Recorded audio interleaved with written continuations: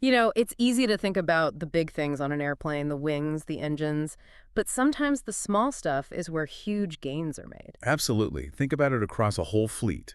Shave off just a tiny bit of weight from thousands of parts. And suddenly you're saving tons of fuel over time. It's actually staggering when you think about how many flights happen every day. It really is. Yeah, Those small savings multiply incredibly fast. Big impact on efficiency and the environment, too. which brings us perfectly to our deep dive today, aerospace composite ducting. Right. Not the flashiest topic, perhaps. Maybe not like engines, no. But when we say ducting, we're talking about, well, the aircraft's veins and arteries, essentially. Air conditioning, ventilation, even fuel lines. Yes. Super critical stuff. Absolutely vital. You don't fly without them working correctly. Passenger comfort, system operation, it all relies on that network. And you, our listener, pointed us towards a really interesting report. It's from Cognitive Market Research called Aerospace Composite Ducting Market Trends and Future Opportunities, just published April 12th, 2025. Very current data, then. Exactly. So our mission today is to, really unpack this, pull out the key insights, figure out where this market is, where it's heading, and crucially, why it's so important for aerospace innovation. We want to get you, the listener, fully up to speed on what matters here. Precisely. So you walk away knowing this score. And it's more than just pipes, right? It's about a fundamental shift in materials driven by efficiency, performance, sustainability, too. Okay, let's jump in. Why the big move to composites for ducting? I mean, metal's worked for ages, hasn't it? It has, and traditional metals like aluminum are definitely still around.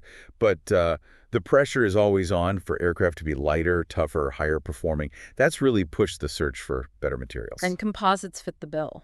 They really do, especially things like carbon fiber or fiberglass reinforced polymers. They offer some, well, pretty compelling advantages over metals in this context. Okay, advantages like... The big one is always weight, right? The strength to weight thing. That's number one, absolutely. Composites give you fantastic strength, but weigh considerably less than metal for the same job. Simple as that. And less weight means? Less fuel burn, always. It's a direct link and a huge driver for airlines constantly looking to cut operating costs. Makes perfect sense. But it's not just weight, is it? I think the report mentioned corrosion. That's another major plus, yes. Composites are just inherently much more resistant to corrosion compared to many metals used in aerospace. So they last longer, less maintenance. Potentially, yes. Yeah. Longer service life, reduced maintenance needs. That also translates to lower costs over the aircraft's lifetime. So lighter, lasts longer. Yeah. Any other big wins? Yeah, design flexibility is a big one. You can mold composites into really complex, optimized shapes much more easily than bending metal sometimes. Ah, okay. So you can integrate them better, maybe even improve airflow. Exactly. That design freedom can lead to better aerodynamic efficiency in how systems are routed. And some composites are better at damping vibrations too. And remember the applications. Air conditioning, ventilation, fuel lines, they all benefit. Okay, lighter, more durable, more design freedom. Yeah. Sounds like a strong case. So where does the market actually stand now? What are the numbers? Well, the report pegs the 2024 market value at around $1,524.8 million US dollars. Okay, $1.5 billion. And where is it headed? The projections grows to about $2,168.4 million by 2032. Wow, okay. That's a pretty healthy jump. What's driving that growth rate? It works out to a compound annual growth rate, a CAGR, of 4.5% over that period, so steady, consistent growth. And the why behind that growth? It's really down to that increasing pressure on manufacturers, stricter environmental rules on emissions, noise, and that constant push for lower operating costs via fuel efficiency. Composites help tick those boxes. So this isn't just theoretical, it's happening now. The report mentioned Boeing and Airbus using them more. Yes, exactly. New models launched in 2023 specifically incorporated more composite ducting. And the report notes this led to measurable fuel savings and weight reduction. Real-world proof. Okay, so the market's growing. What are the key trends shaping where it's going next? Well, a big one is just the increasing integration into these next-gen aircraft. The focus there is laser sharp on fuel efficiency, sure, but also passenger comfort. Better air conditioning and ventilation, maybe? Precisely. And overall environmental sustainability, it's all tied together. Lighter planes, greener flying, maybe a nicer cabin experience? That's the idea. And it's not just the airframe.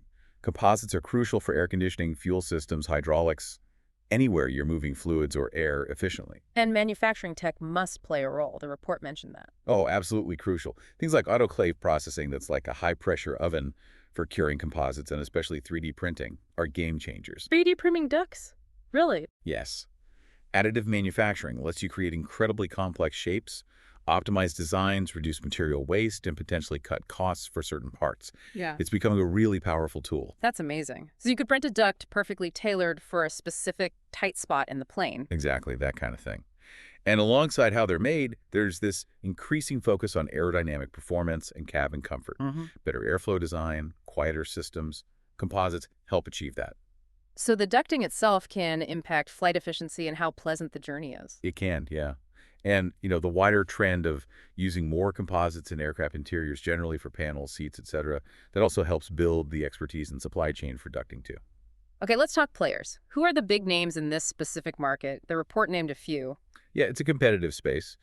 Senior College, based in the UK, had the largest share in 2024, around 7.5%. Okay, Who else? Then you've got AIM Aerospace from the US with 5.6%, and another US company, Arrowhead Products, at about 4.84%. So UK, US, a mix. What are they known for? What's Seniorplec's specialty? Seniorplec is known for really complex ducting solutions. They have a lot of expertise in high-temperature composites, things that need to be fire-resistant, big in both commercial and defense sectors. Right, high temp stuff. What about AIM Aerospace? AIM intends to focus more on advanced thermoplastic composites. These are known for being really durable but also flexible, which is obviously useful for ducting that might experience some movement or vibration. Durability and flexibility. Got it. Yeah. And Arrowhead. Arrowhead Products does a lot of custom-engineered solutions, military and commercial. They're particularly strong in things like environmental control systems, cabin air, temperature, and also cooling for avionics, critical areas needing precision. So even within this niche, there's quite a bit of specialization, and the report said competition is fierce. Oh, absolutely. These companies are constantly investing in R&D, trying to shave off more weight, handle higher temperatures, improve aerodynamics. It's all driven by that push for more sustainable aviation. Let's dig into the tech itself a bit more. You mentioned specific materials. Carbon fiber. Yes, the definite trend is towards carbon fiber reinforced composites and also those thermoplastic polymers we mentioned. They just offer that unbeatable strength-to-weight ratio plus great durability and resistance to the extreme conditions inside an aircraft. Senior Pilkek and AIM are big players here. And the manufacturing side, 3D printing, is really taking off. It really is. Additive manufacturing, as it's formally called, is becoming super important. It enables those complex geometries we talked about, minimizes waste, can lower costs for some parts, and speeds up prototyping and production. Arrowhead's a good example of a company using it effectively. And it's not just about performance, right? There's an environmental angle to the materials themselves. Recycling. Absolutely. Big focus now on developing recyclable composites, especially those thermoplastics. Being able to recycle these materials efficiently is becoming critical as regulations tighten and everyone pushes for more sustainable life cycles for aircraft parts. Okay, so lots of innovation, lots of growth drivers. What are the big opportunities looking ahead? Well, the report points strongly to continued advancements in material science and design engineering.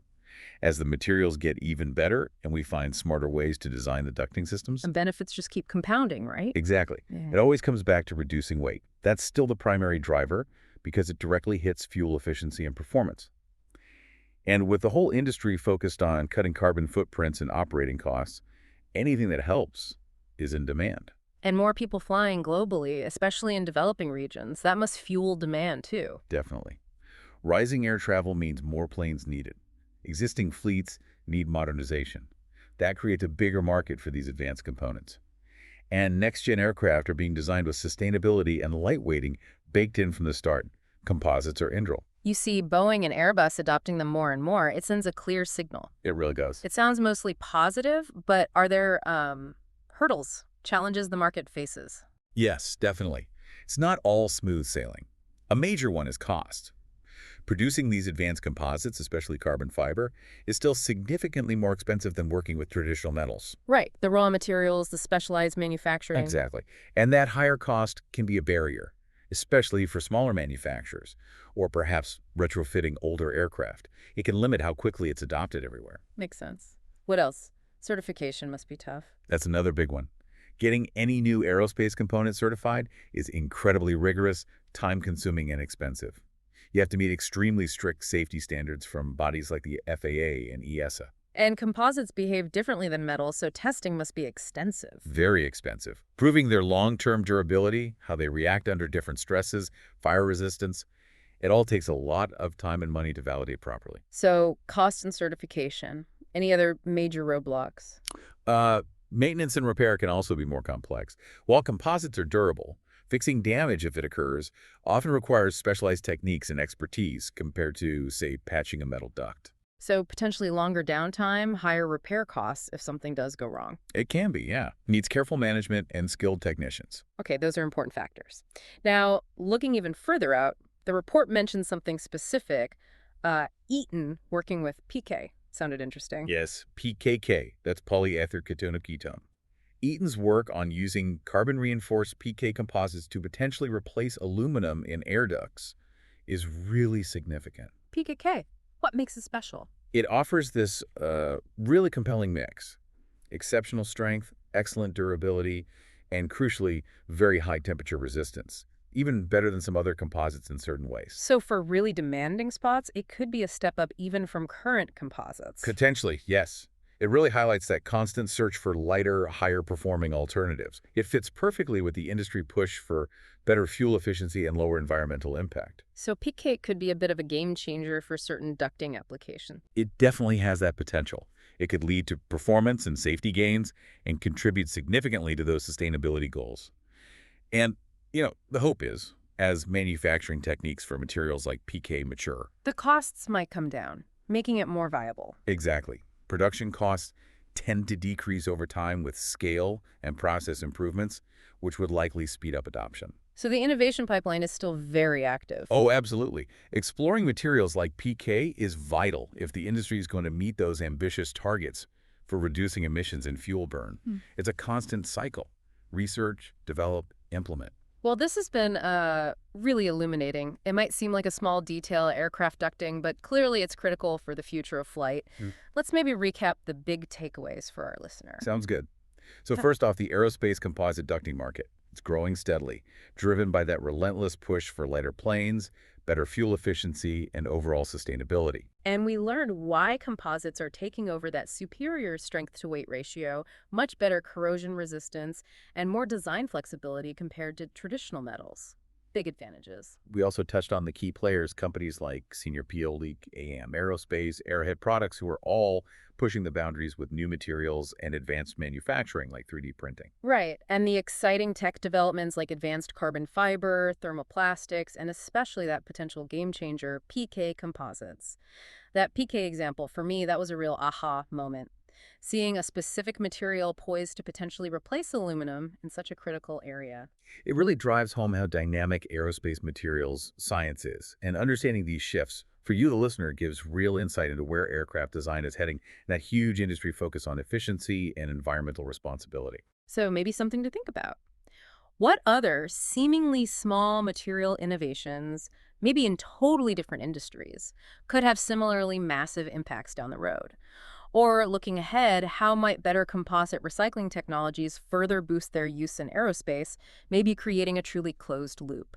Excellent questions to ponder. It's been great diving into this today. And thank you, our listener, for joining us on this deep dive. We appreciate you exploring this vital, if sometimes overlooked, corner of the aerospace world with us.